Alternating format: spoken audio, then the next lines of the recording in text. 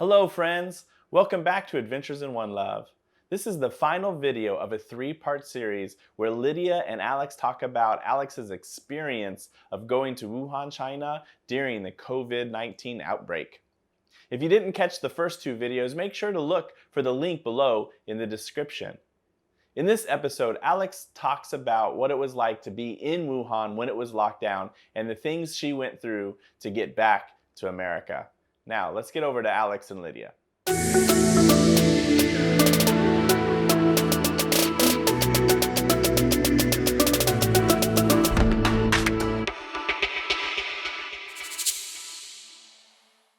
am your host for today, Lydia, and I am here talking with Alex.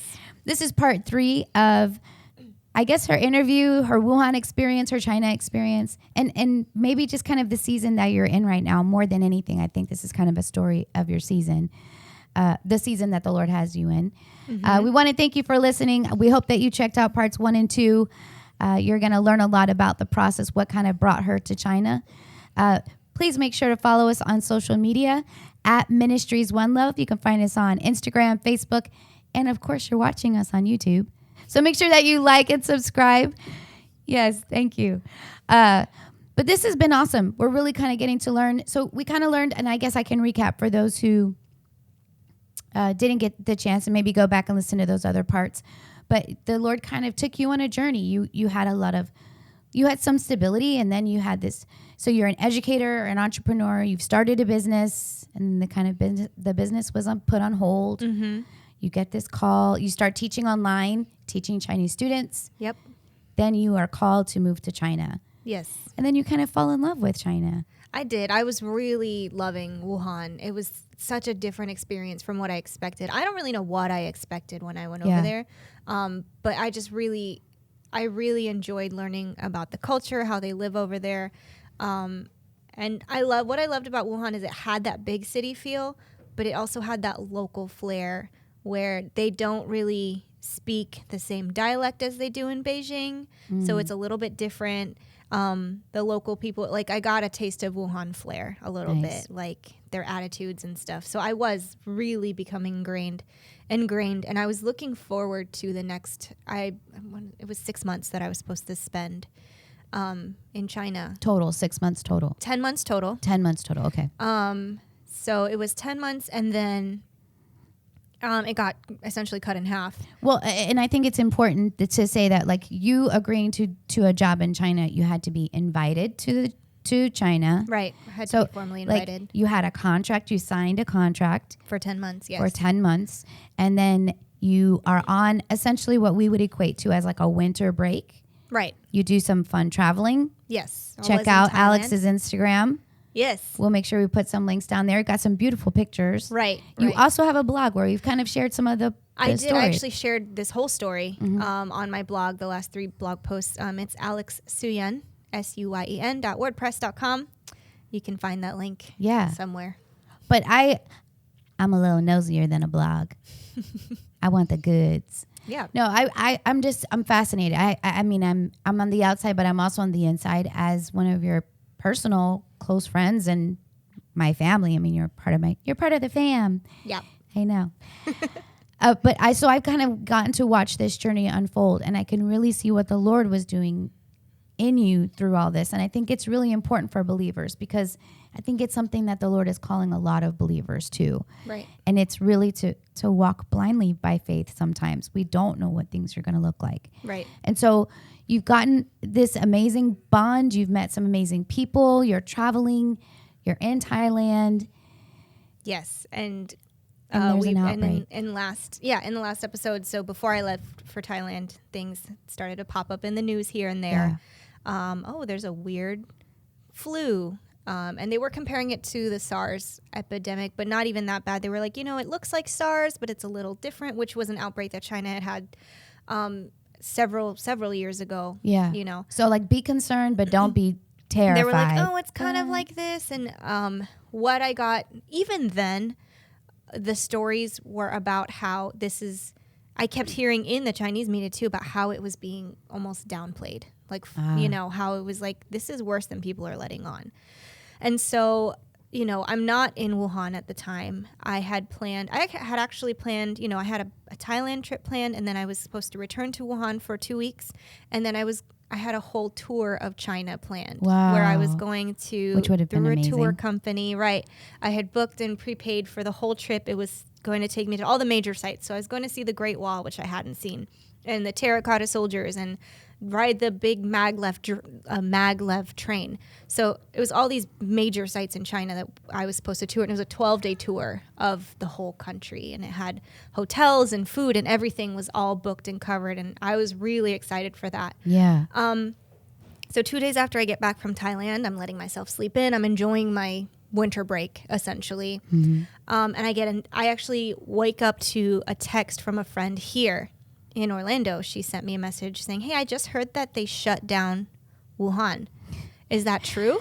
How we find things out is so amazing. And I mean, I had slept in. It was like 10 in the morning over there. So Wow. I pull up my phone. I said, I don't think so. Let me check though. And sure enough, they had essentially locked down the city at 2:00 in the morning. They had made the announcement at like maybe midnight the night before. Wow. They shut it down early, like maybe 6 in the morning, giving people no time. Yeah, to that's no leave the city. preparation. And this is right before the holiday. Wow. Everything's decorated. Like we decorate for Christmas on the storefronts and everything. They decorate big time for Chinese New Year. Yeah. So everybody was already trying to leave for that. They were all trying to go home, to go to their families or wherever. And then they got the news, hey, we're going to be shutting down all travel, all transportation in and out of Wuhan indefinitely at this time tomorrow morning. Wow. And so I'm really glad I missed that, because I think I would have panicked a little bit, because, I even saw like footage and people trying so hard to get train tickets, Which anywhere creates hysteria out of Wuhan. in and of itself, just right. seeing that. Yeah. Exactly. So I woke up to the news like, oh yeah, they said they were going to shut down the city. Oh, the city's already shut down. Wow. So I woke up and I was like, well, I guess I'm not going anywhere. I didn't have plans to go anywhere for 2 weeks. So to me, I'm like, that's actually kind of scary, but it doesn't affect any of my plans. So I guess I'm okay. And this was when, of course, I'm praying. I'm like, Lord, you knew this was going to happen. Yeah. And you have my steps planned before this, during this, and after all of this. So God, this is what? you Yeah. know. And essentially You're from going that with the point flow. on, right. Yeah. Right. And I was really grateful. I had already learned how to do that. Yeah. Which is what is a Christian skill? Can we use Christianese? It's a Christian. So going with the flow, following the Holy Spirit. Flowing, man. You have to flow. And so, Yeah. and I'm not, my personality. That is a challenge for me. I'm a teacher. I'm a planner. I like Yeah. to know what's going to happen. And Yeah. I like to be intentional about what's going to happen in my life. So I was like, well, in 2 weeks, hopefully this will be done with. This will, and I'll be able to go on my trip. And from then on, it was day by day, checking the news, checking the stats, watching everything get worse. That day when I had found out, I called my friends who, the other American friends that I had, my neighbors, they lived right underneath me in like the same type of housing. And we said, well, let's venture out and try to buy some food, because we don't know if they're going to shut down the grocery stores. Right. Thankfully, food delivery was still happening there. And I don't think that ever shut down. So they kept delivering food, and it's really cheap to order delivery food, like really cheap. So I was doing that for food. We went and we got some groceries, and that was insane because everybody was holiday shopping and all, essentially buying their Thanksgiving dinners, what we would equate to a Thanksgiving dinner, dumplings being their main thing. So everybody was prepping for that, and also prepping for this. Well, we just got locked into our city, and we don't know what the food situation is going to look like. Ironically, they never ran out of toilet paper. I was just going to ask. First thing to go. Wow. Well, I think our brains are connected. I seriously was like, how was the toilet paper situation? No, that was not. They were food realistic was about their it. priority. Yeah. Because, Hello, food. Yes. Anyway, Food. those who can't see me just know that I'm rolling my eyes. Yeah. I think it's so silly. Even my Chinese friends, when the pandemic did reach us here, they were texting me saying, is it true that you guys bought up all the toilet paper? And I would text them back. I was like, I don't want to talk about it. Wow. They were like, why? Why toilet paper? We think it's so funny. Yeah. Anyways. Okay. Toilet paper was. So we went shopping. I bought a huge bag of rice and vegetables and eggs because I thought, I want to get some non-perishables, but also just things that can last a little bit. Right, because I just didn't know. Instant noodles. I was trying to stock up for at least a week or two until I was going to go on my China trip. Yeah. So found out very quickly that was canceled. And then pretty soon, within the next couple of days, more and more cities started to shut down, just like Wuhan. And at that point, I started considering, I said, okay, all of the travel is banned. I can't go anywhere. I started looking up emergency flights, reaching out to the embassy. Like, I think this is a situation that I need to start considering going home. Mm-hmm. Of course, my parents, the second they heard, were like, come home right now.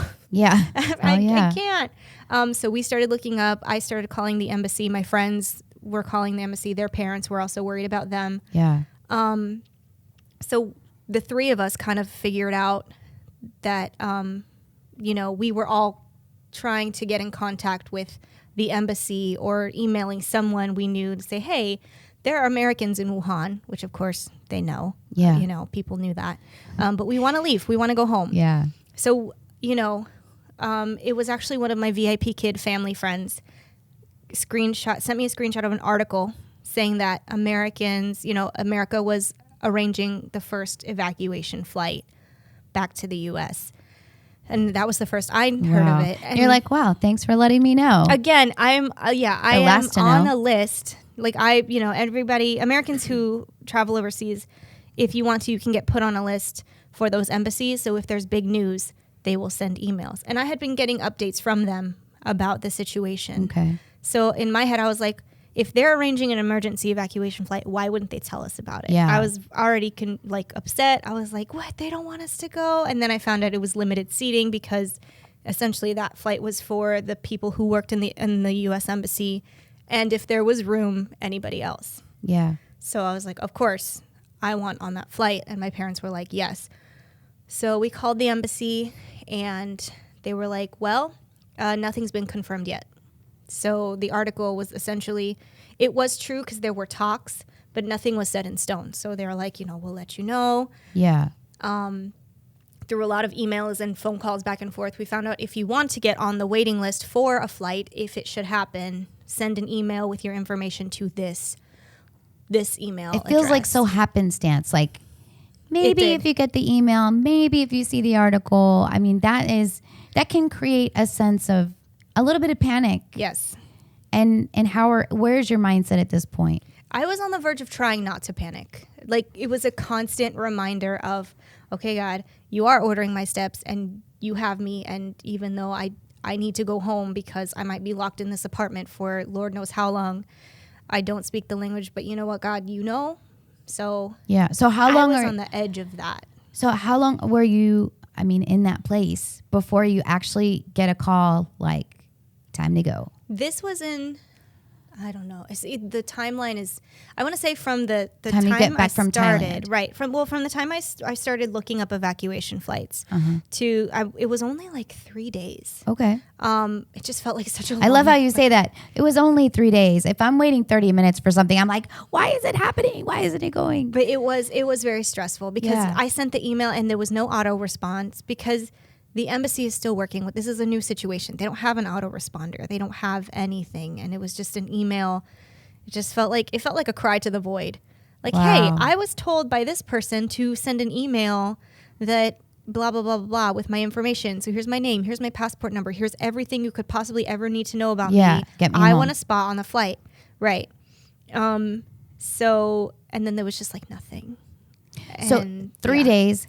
What do you hear? How does that look getting out of Wuhan? So my friend, her father was, for lack of a better term, he was kind of going crazy over here. He was calling senators. He was calling all kinds of just higher ups to be like, my daughter's there and I need to get her home. And it was my connection to her that I believe was the reason I got on the plane. Divine connections. Right, because he made contact with all these big name officials, essentially, and they all knew her name. And so she was the first of us to get a phone call saying, we have a spot for you. We are going down the list alphabetically of all the people whose emails we have received. Do you want the spot? She's like, yes, of course. She secured a spot for herself and for her husband. And she also asked if I was on the list. And they said, yes, you are on the list. My name is on the list, but my name was way down because my last name starts with an R. And they were going alphabetically. So she's way down on the list. But if you have her there, we'll confirm her seat right there. So she comes running up the stairs. She's knocking on my door. Wow. She's like, here, talk to the guy on the phone. So I talk to this man on the phone, and he says, okay. He confirms my spot. He tells me everything I need to know. You need to be at the airport at this day, at this time, which was going to be 2 days from then. And if there's any changes, we'll let you know. Please wait for a confirmation email. Great. So I want to make sure how long are you in isolation? This was about a week. Total. So you were in isolation for a week. And so kind of adding to the security that China has in place. Right. It's pretty tight security. They know when you're coming, when you're going. Yes, they are very aware. They're very aware. They're very aware, specifically if they're foreigners, just because, They're watching. it's secure. It's all in the name of security. So on the one hand, me traveling solo as a female, I felt pretty safe there. I felt like if anything happens to me in China, they're going to know because they're watching me. Yeah. But it also felt like I was in my apartment and I just felt like I had no privacy. Yeah. Again, not that I had anything to hide, but I just knew that they were watching me. Yeah. And by they, that sounds so ominous, Big Brother, but essentially yes. Yeah. Well, it's a different environment. I think that's important. The temptation to kind of panic and be a little paranoid, it's all there. But the Lord is sustaining you. Right. Then you get a call. You're on the flight. I'm on the flight. Never got a confirmation email. So there's this Again. part. Right. So there's this part of me and they say, okay, pack your bags. And okay, great. Cars are not allowed on the road at this point. Okay. So then there was another issue of how am I going to get to the airport? It's 40 minutes away. We can't just call an Uber. Like how? Because no cars are allowed on the streets. So we were emailing all these people. Again, my VIP kid connection, she texted me saying, if you need a ride, I can figure out a way to help you get a ride. Wow. So it was a combination of her and a couple of our staff members. Keep in mind, everybody's already home for the holidays. So no one's in the school office, but they have their phones on. And so it was just a connection of like teamwork between her and a few other people. They managed to get us a car. It's awesome. And that was a very stressful process. But it's a car, and there's 3 of you. Yes, and then we found out there was a 4th teacher that was on the flight. And so they said, it's one small car. I think it was a Prius. And there's 4 of you. You can't, they're like, bring 1 bag. And you're leaving China for indefinitely. I thought I would be coming back, but yes. So I cheated and I brought 2 bags because I was like, there's no way. And I was very blessed that I brought 2 bags because my second bag had winter clothes in it that I needed for the airplane. Wow. On the way to Alaska, which was our first stop. Wow. And yeah. So I ended up cheating. I brought 2 bags. Up until I got to the actual airport, I still did not know if I was actually on the flight. Yeah. So I actually left a carton of eggs, which are probably have gone bad at this point. I left a carton of eggs and rice back home just in case. I got rid of the rest of my food, but I was like, just in case I come back and I can't get food, at least I can sustain It's like myself. always in need of a contingency plan. And that was my That's the contingency teacher plan. and yes. So I left everything. I came with 1 carry-on and a duffel bag. Wow. And everything is still there. So you get on the plane. It's kind of okay. Quickly give us a picture of this. So the plane, because they needed, because they didn't know who was infected. Yeah. There's still this thing. The crew was completely hazmat suited up. We couldn't hear what they were saying. They had masks over their faces, 2 or 3 masks. We couldn't hear anything. And the plane was a cargo plane that they had taken seats and bathrooms and everything from other planes and bolted them to the plane itself. Wow. So this was originally a plane that was meant to hold cargo. Yeah. Supplies. And we are the cargo now. So they told us, you guys better pack, I hope you guys brought jackets because it's going to be cold in the plane. Wow. So luckily it was cold in Wuhan. So we had our jackets with us, but. So you're bundled up. They're checking temperatures. In our big down, comforter jackets. Every so often they take your temperatures. It was a total of 16 hours, I think. I don't know. I change that number every time. But basically it was 9 hours from Wuhan to Alaska. Okay. And then we had to wait in Alaska. They cleaned the whole plane. They gave us food. They took good care of us. And then mid-flight, we thought we were going to San Francisco. Uh-huh. And mid-flight, they say, nope, we're going to Los Angeles. And then we thought we would be staying at LAX in quarantine. We already knew we would be in quarantine. And then they were like, no, you're going to be at a military base because they're able to house you better. So this whole time, because we were the first group out of Wuhan, we definitely saw how like there were so many people involved, like logistics teams and everybody they were figuring it out as they went. Yeah. And we were so thankful to be out, I think, that we were like, you know what, just do whatever. As long as we're fed, and comfortable and, So then it was 2 weeks in straight up quarantine at a military base. At March Air Base in LA, and there's news articles about that. Mm-hmm. And then that was a whole experience in and of itself. I every time you describe it, it makes me feel like one of those episodes of like the Twilight Zone. It is the Twilight Zone. It felt like that. And I've never seen the Twilight Zone, but I would imagine. You're just like looking at it like, is this really happening? It was really pretty and peaceful. We were in this like hotel and there was a really pretty courtyard, but there was a fence and we could not leave and we had to check in every so often and it was crazy. But they made good effort to try to make it as good care of us. Yeah. I will say I'm really thankful to our government and whoever was in charge, the CDC, for us being the first group out. I was really grateful at our treatment and the way that we were taken care of. Yeah. Yeah. God's goodness. Amen. Yeah. So then So now you're in this space for 2 weeks. We know that there's articles and you do write about that on your blog. Right. But I want to kind of paint the picture. You're coming back. You think you are leaving this behind. Right. And that was the whole point of leaving China. I said, it's not that I'm so scared for my safety, but if I get this disease, I want to be treated at home. Yeah. And I wasn't so scared of contracting whatever virus it was. I was like more concerned with if I have to go through this, I want to be home. Yeah. And while this is happening, and as we're in quarantine, as we're here in the US, as I'm here, I keep seeing news stories. Now Italy is shut down. Now Paris is shut down. Now it's moving. And in my head, I'm like, I know it's coming here. Wow. I know it's coming here. I wasn't afraid. It was just like, okay, it's coming here. And in my head, I said, it's going to be really interesting to see how America responds to this because we don't do well being shut down. Yeah. Like if we feel like our freedoms are being taken away, and we're seeing that now with the protests. Yeah, it's been tough. Governments are opening and all of that stuff. I was actually surprised that people stayed home as long as they did. Yeah. I thought there would be riots earlier, to be honest. So yeah, now I'm home. I sold my car before I went to China, so I have no car. I'm borrowing my parents' car.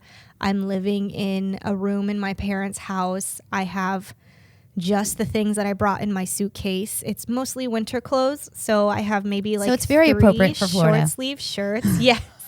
I'm like, I have to go shopping, but all the stores just opened up.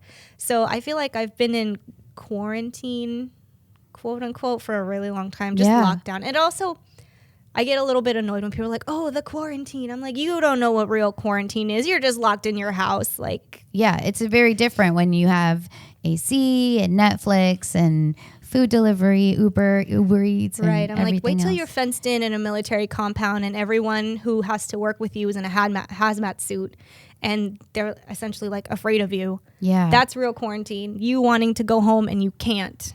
Yeah. Like there's a perspective. fence. Yeah. I'm like, you don't know what quarantine is. But and I think it's an interesting that you have that perspective because I think that's giving you kind of an extra grace through this season, because before you went to China, you're having to it almost feels like you're undoing your life, all the things you work towards, and now you're back from China and you're like, okay, where do I go? Right. And you are amazingly talented. And I know that we've talked about your blog and you are an artist and I mean, you're a musician. You're just really the true definition of a creative. Thank you. But when you have all those gifts and talents, you're like, okay, what's next? Right. And so the first couple weeks back home, I let myself breathe a little bit, and then I ran back into just trying to keep myself busy. Back into that hustle, like, what do I do? Right. So there were a lot of projects that I was working on, which I was working on a book with a friend from China. We're still working on publishing that. I am still working for the university. I'm not teaching anymore. So you had a contract. You had a 10-month contract with them. Right. So they're sending me work to do. And that looks like basically editing thesis papers for grammar, which is it's very tedious, and it's not teaching. And it's nowhere near, I don't get to interact with the students. I just get their papers. And all these papers are minimum 60 pages. And so I just go through and I edit these papers. Gosh, it sounds so fun. And I thought I liked editing and proofreading, and I found out that I don't like it Again, at all. Perspective. Right. So that's what I'm doing daily. And I'm praying about starting up Bedside Educators Network again. Yeah. Because that was my intention, was to come back and start running that again. And you've got some answers on that. Yes, I believe I have. But I'm back into this, I'm in this weird place of processing everything that has happened.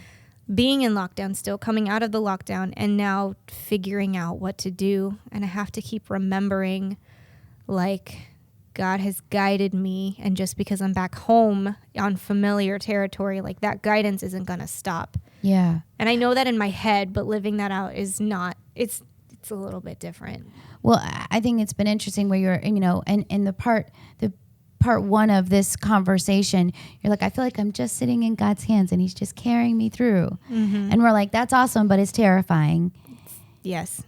But you mentioned to me, like, doing that in China, it kind of almost felt natural. Well, because I didn't know anything in China. Yeah. And it was really easy in that foreign land to say, okay, God, I don't know anything. You have to carry me. Yeah. But here I'm back home, and it feels like this is familiar territory. I don't have any excuse. I should be carrying myself. And that's interesting. I don't have any excuse. Right. I should be doing this myself. That's very much the American attitude, but that's not necessarily the believer's Right. attitude. And so I'm learning, this is where I am, my season right now, is just learning to still wait on him, still trust that he has ordered my steps, just like he has all this time. And just because, I'm here in this weird in-between limbo place, emotionally, I feel like I never left quarantine, because quarantine felt like limbo. Yeah. And I thought coming back home, I would not feel like that anymore. Yeah. But I still feel like that. Well, and I mean, in all fairness, it's like some people are honoring quarantine and stay-at-home orders, and some people are not like they need to get out. They're having a lot of anxiety about being in. And so it's been because people are reacting so openly and differently here in America, I'm sure that's making that even more challenging for you. Like where, and then also on social media, I follow a lot of entrepreneur accounts and like inspiration accounts, and I've seen so many messages like, if you're not taking advantage of this, then you're just lazy. And if you're not taking advantage of all of, your free time, if you don't come out of this time with a new skill or a new language learned or with a new business, then you're lazy. Wow. And I let that mentality kind of sink in, and I've struggled to move forward, and I've struggled to figure out, okay, so what do I do now? What do I do now? And it's been this almost panic, like, I'm losing my free time. What am I supposed to be doing? Yeah. And when I go back into that time with the Lord, I feel like it's not clear because I haven't been given my next direct steps yet, but I have a direction. Yeah. So, well, and it's interesting when you listen to like other people and they say, this is what you should be doing. I mean, you've just had this, I'll glorify it and say this epic adventure, but that's really what it's been. I mean, you've really walked in faith. You've walked away from job stability. You've walked away from independence in some areas, being able to take care of yourself. And now you're like, okay, God, I'm really in your hands. Right. I mean, I just thank you for this time, and I thank you for being so transparent about this experience. I know that we've shared a lot of details and personal things that you've experienced. What do you want to say to our listeners who, I don't know, maybe they feel like God is calling them to things, but it doesn't make sense? Just listen. Like, pray, absolutely, but part of prayer is listening and really learning to determine or discern that voice. And if you're not familiar with the voice of the Holy Spirit, just learn how to decipher that, because that will make all the difference in your life, Yes. And don't stress out. Relax. I'm talking to myself more than anything. Don't stress out, Alex. Like, if you're trusting the Lord, then trust the Lord and calm down. Yeah, that's good. Well, thank you so much for joining us. You're welcome. You guys can check out more of Alex's stories on her blog, Alex Suyen, right? Yes, AlexSuyen.wordpress.com. And you can also follow us. We're going to be making sure we have links in the show notes to our Instagram, our Facebook, And YouTube, everything else we talked about. everything, because it's just awesome. God is so good, and I'm just so grateful that you were safe. You never tested positive for the virus. No. You've remained healthy, Right. and God is good. Amen.